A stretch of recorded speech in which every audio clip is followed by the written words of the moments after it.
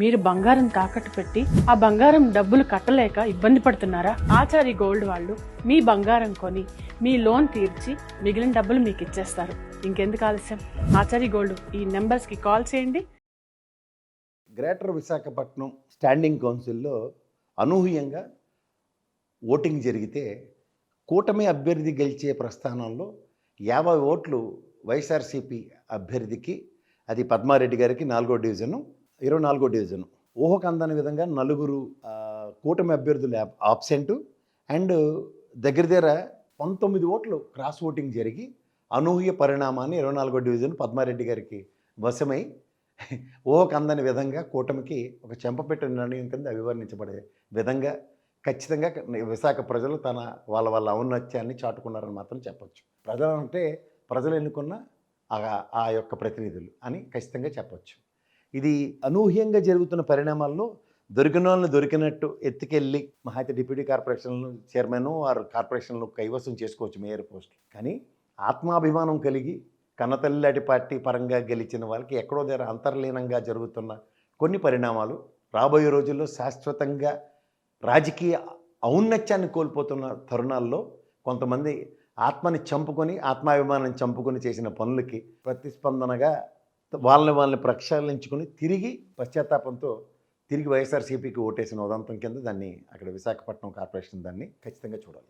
నిన్న పులివెందుల్లో జరుగుతున్న బై ఎలక్షన్స్కి సాధారణంగా ఒక పార్టీ అభ్యర్థి కనుక సడన్గా చనిపోతే ఇక్కడున్న పాలసీ ఏంటంటే, సాధారణంగా నేను గత చాలా రోజులు బట్టి రాజకీయాలు అబ్జర్వ్ చేస్తుంటారు, ప్రాంతీయ పార్టీలు ముఖ్యంగా వాళ్ళ యొక్క మంచితనాన్ని వాళ్ళ యొక్క గౌరవ మర్యాదల్ని ఎలా చాటుకుంటున్నారంటే, ఇన్ కేస్ చనిపోయిన కుటుంబం నుంచి వాళ్ళ సభ్యులు అంటే ముఖ్యంగా వాళ్ళ భార్య కానీ అలాంటి వాళ్ళు ఎవరైనా నిలబెడితే సంఘీభావాలను ప్రకటిస్తూ అపోజిషన్ పార్టీలు సాధారణంగా ప్రత్యర్థులు నిలబెట్టట్లే. కానీ ఇక్కడ ఆశ్చర్యకరంగా పులివెందుల్లో ఒక మరణానంతరం సంభవిస్తున్న జడ్పీటీసీ ఎలక్షన్స్లో బీటెక్ రవి గారి భార్యని ఎప్పుడైతే నిలబెట్టారో తదనంతర పరిణామాల్లో నిన్న గౌరవ ఎమ్మెల్సీ గారికి రమేష్ యాదవ్ గారికి అండ్ ఇంకో అతను రవి అని అనుకుంటాను, వాళ్ళిద్దరిని కంటిన్యూస్గా చేస్తూ ఒక 50 వాహనాలు 40 వాహనాల్లో 50 మంది పైచీలకు 14 వాహనాల్లో వచ్చి ఆయన నాటకాయించి తీవ్రంగా గాయాలు పాలు చేసి, అంతకన్నా ముందు ఫంక్షన్లో ఇంకొక వైఎస్ఆర్సీపీ శ్రేణుల్ని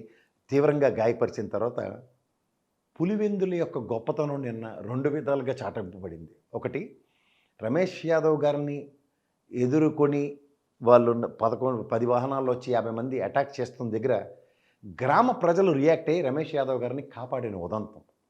అండ్ తదనంతర పరిణామంలో అతన్ని హాస్పిటల్లో చేర్చడం, ఆ తీవ్ర గాయాలకి ఒకటి, మనం ఇవాళ ప్రజాస్వామ్యంలో ఉండి ప్రజాప్రతినిధులకే రక్షణ లేకపోతే తర్వాత పోలీస్ వ్యవస్థ అచేతన స్థితిలో ఎందుకుందో నాకైతే అర్థం కావట్లేదు. ఎందుకంటే వాళ్ళు సాధారణంగా స్పందించే గుణం అండ్ ప్రజల్ని కాపాడే గుణం ఉన్న ఈ పోలీస్ వ్యవస్థ ఆక్షేపణీయంగా ఊహకు అందని విధంగా వాళ్ళని ఖచ్చితంగా నిలువరించవలసిన కెపాసిటీ ఉండి కూడా నిలువరించగలిగి కూడా వెచ్చలవిడితనానికి ప్రోత్సహించడం వల్ల వచ్చిన ఈ తీవ్రతని నిన్న సతీష్ రెడ్డి గారు, అంటే పులివెందుల గడ్డ మీద అపోజిషన్ పార్టీ నుంచి తన్ని తాను విరమింపజేసుకొని తిరిగి వైఎస్ఆర్సీపీలో, అంటే ఏ తండ్రి కొడుకులతో ప్రత్యక్ష యుద్ధం చేసిన నేపథ్యం ఉన్న సతీష్ రెడ్డి గారు ప్రత్యక్ష యుద్ధం చేస్తే ఎలా ఉంటుంది అంటే ధైర్య సాహసాలకి పులివెందులో ఒక గడ్డ.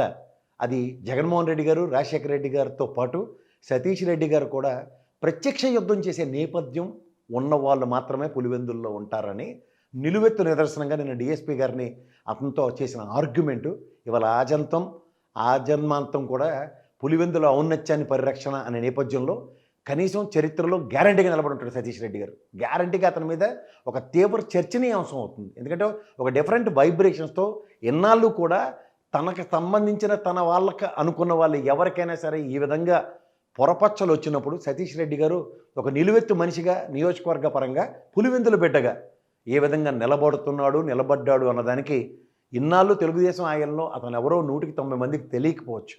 కానీ ఇవాళ వైఎస్ఆర్సీపీ పరంగా ఇవాళ తెలుగుదేశం వాళ్ళకు కూడా గుండెల్లో గుబేలు అనిపించే పరిస్థితి క్రియేట్ చేసిన సతీష్ రెడ్డి గారికి పులివెందుల ప్రజలు, అలాగే జగన్మోహన్ రెడ్డి గారు అండ్ రాజశేఖర రెడ్డి గారు ఖచ్చితంగా ఆశీర్వాదాలు ఉంటాయని మాత్రం నేను చెప్పగలను. ఎందుకంటే రాబోయే రోజుల్లో తను నియోజకవర్గంలో ఒక ముఖ్యమంత్రి స్థాయిలో 24/7 ఆయన ఉండకపోవచ్చు, కానీ అతని ప్రతినిధిగా సతీష్ రెడ్డి గారు ఇవాళ పులివెందుల్ని పరిరక్షిస్తున్న విధానం, పులివెందుల్లో సర్వం తానే పరిగెడుతున్న విధానం అవినాష్ రెడ్డి గారికి ఈ రోజు దాకా నేను రామలక్ష్మణుడు కథలే విన్నాను. ఇప్పుడు ఎవరెవరంటే జగన్మోహన్ రెడ్డి గారిని, నేను అవినాష్ రెడ్డి గారి విషయంలో. ఇవాళ భరతుడు కూడా ఉన్నాడని ఇంకొకసారి సోదారణంగా ప్రూవ్ అయింది. రామలక్ష్మణ భరత శత్రుఘ్నుడు కూడా అతి దగ్గరలో తెలుస్తుంది.